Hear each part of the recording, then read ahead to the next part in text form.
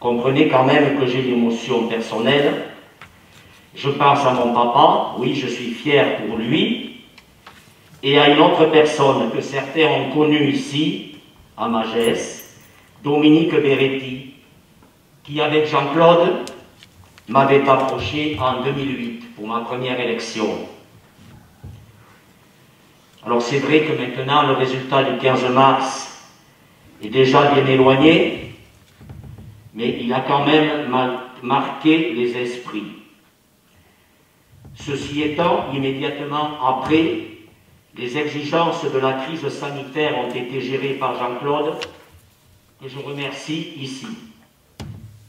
Dans la continuité, on a vu naître plusieurs actions citoyennes, je pense aux masques, qui ont été fabriqués par des bénévoles et à la commande en partenariat avec le département et la communauté de communes. Je pense à tout ce qui a été mis en place pour le ravitaillement des habitants. Tout cela a été organisé du mieux qu'il était possible et j'ajouterai bien sûr avec le maintien du marché le jeudi, l'initiative de Promocash et les initiatives de nos différents acteurs locaux, voire extérieurs. Et tout cela dans un contexte difficile, grâce à la mobilisation du service public et de ses agents. Et maintenant, nous nous apprêtons presque à changer de mode de vie, sans doute pendant longtemps. J'en veux pour preuve déjà, comme le rappelait tout à l'heure Jean-Claude, le fonctionnement du temps scolaire et périscolaire qui exige de la part des enseignants et du personnel communal un investissement très fort pour cette nouvelle organisation mise en place depuis le 11 mai. Que tous ici soient remerciés pour leur engagement. Et il nous faudra organiser à l'avenir notre vie locale en faisant preuve d'adaptabilité permanente tout en étant à l'écoute des habitants. C'est dans ce contexte que nous devrons développer l'attractivité de notre village, et c'est déjà presque tout un programme d'ailleurs. Permettez que je m'adresse aux représentants de la liste Le Bon Choix pour Magès et Magès différemment. Nous nous emploierons à ce que le nouveau conseil municipal travaille dans un esprit d'entente, de respect et de sérénité, en pensant en permanence à notre village et au bien vivre ensemble des habitants. Pour conclure, merci, oui, un grand merci à mes 21 colistiers, à celles et ceux qui sont élus et aux non-élus. Merci à leurs proches qui ont su mobiliser 649 votants, nous positionnant assez largement majoritaire dès le premier tour, avec un taux de participation fort honorable, puisqu'il a frôlé les 70%. C'est vrai que revenir en arrière, c'est presque maintenant du temps perdu, mais que de belles découvertes, de personnes riches en humanité et d'échanges francs. Sachez que pour nous, élus, cette élection est un socle de confiance et de légitimité, et plus encore de responsabilité, mais de responsabilité empreinte d'humilité, et ça, vous pouvez en être sûr. Nous mettrons toute notre énergie et notre détermination pour mener à bien les projets indispensables aux besoins de chacun, suivant notre orientation première et notre unique objectif, l'intérêt général. Les Français restent très attachés à la relation personnelle avec leur mère. C'est, je crois, l'un des piliers qui subsistent dans notre pacte républicain, et cette écharpe tricolore en est l'incarnation.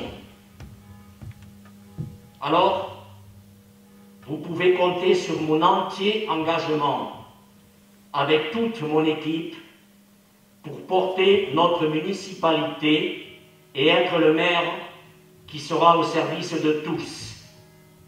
Et j'aurai besoin de tout le monde. Notre village, c'est notre avenir. Son développement, on le voit tous les jours, est inéluctable. On continuera à l'organiser. Nous continuerons à faire de Magès une commune où il fait bon vivre, tous ensemble. Et je n'oublierai jamais que nous avons été élus pour servir. Je m'y suis toujours employé, comme nous le ferons toutes et tous. Je vous rassure, je suis conscient des difficultés qui nous attendent pendant ces 6 années.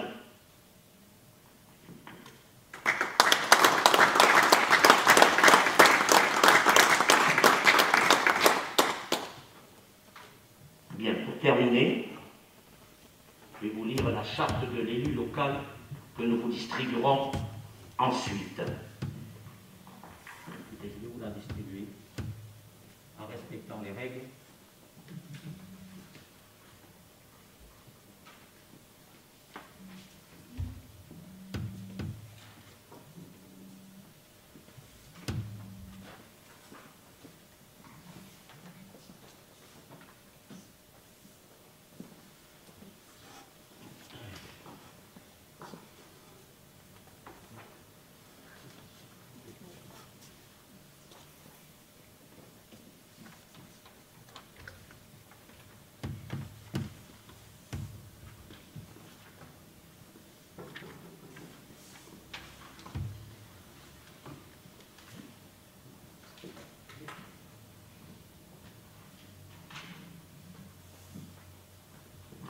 Bien, la charte de l'élu local.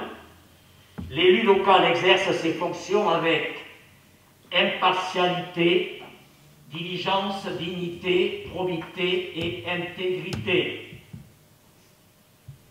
Dans l'exercice de son mandat, l'élu local poursuit le seul intérêt général à l'exclusion de tout intérêt qui lui soit personnel, directement ou indirectement, ou de tout autre intérêt particulier.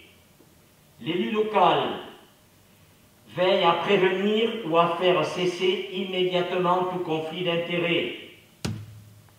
Lorsque ces intérêts personnels sont en cause dans les affaires soumises à l'organe délibérant dont il est membre, l'élu local s'engage à les faire connaître avant le débat et le vote.